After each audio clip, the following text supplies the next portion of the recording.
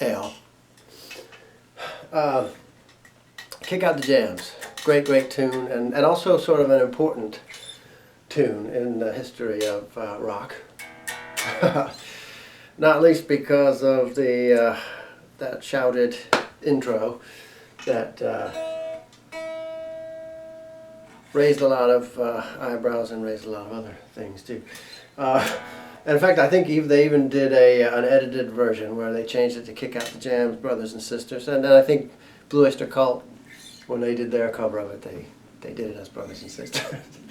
Kind of loses a little something with that one. But anyway, there's two guitars going on, and one of the things that made Wayne and Fred great as sort of bandmate guitar brothers was if Wayne was playing down here,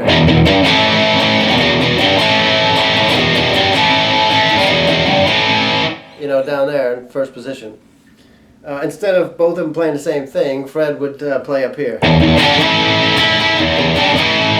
That kind of stuff, and that's why they fit really well together. I mean, they were great, and Wayne is one of my all-time favorite players. Just you know, he's exactly the opposite of Yngwie Malmsteen and Ritchie Blackmore and those guys, who you know, just my opinion, but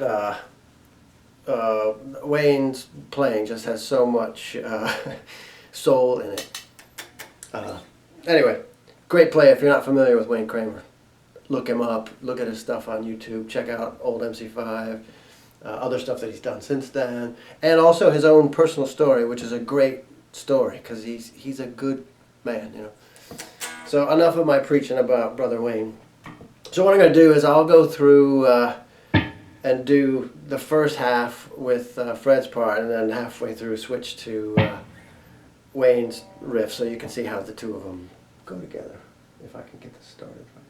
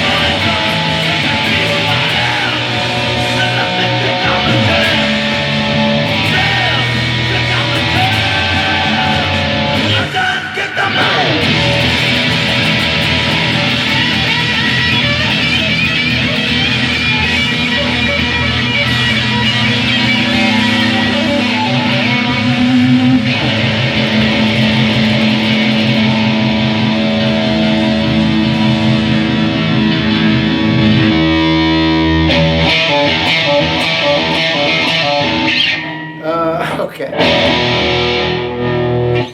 Kind of becomes a barrage, not a wall of sound, but a barrage of sound right around where the guitar solo starts. So if you're playing along with it, it's hard to keep time with it. But I'll show you what I'm doing for the riffs and stuff. For Fred, it's you can see that it's right. It's E, G, A. So Fred does out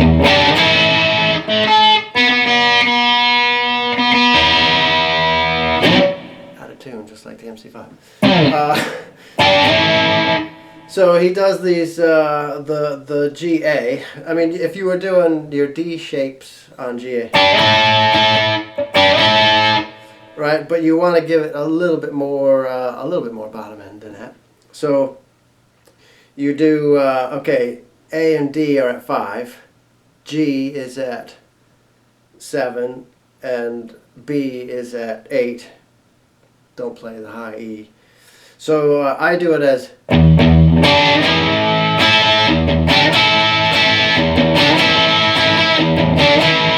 So you just kind of hit the E, just, or at least I do. It's possible he's doing. And actually barring an E there, but for me it's easier to do.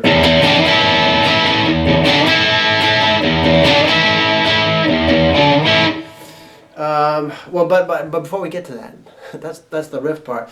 The opening is or D to B. I like to kick them out. Goes through a bunch of those, and I put that mic in my hand, D to B, and then kick out the jams, D, E. Kick out the jams.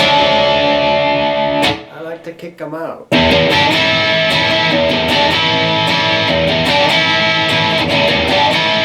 That kind of,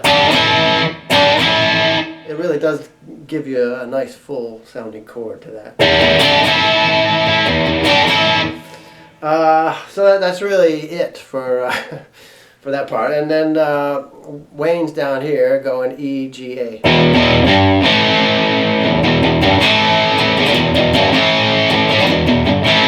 I think he's doing all of his, I think, down here. So his opening would be D to B.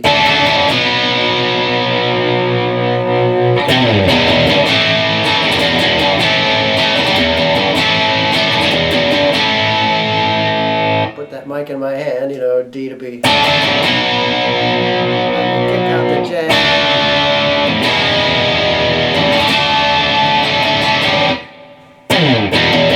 That's just D. Kick out the J.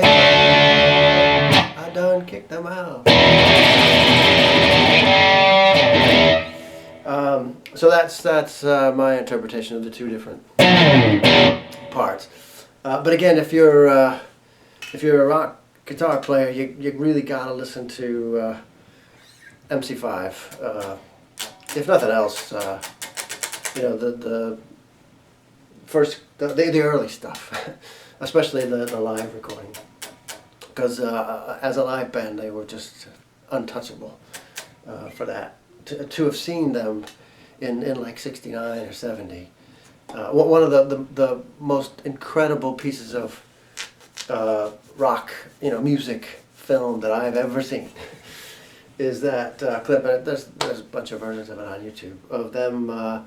It's 1970, and I think they're at what is it, Wayne State University, right around Detroit, and they're doing an outdoor show on a college campus or something with the highway in the back. But just watch through that. I mean, there's maybe 3 or 4 songs from it, and this is one of them. They do Ramblin' Rose, which is one of my all-time favorite rock tunes, especially because you get the full Wayne Kramer performance in that. I mean, he's just, if you're watching them on stage, there's a bunch of different people on the stage to get your attention in that band. But whenever I watch him, I can't take my eyes off Wayne. He's the ultimate guitar player, entertainer, rocker. So anyway, enough of my Valentine to Wayne Kramer. But if you have any trouble with this, let me know.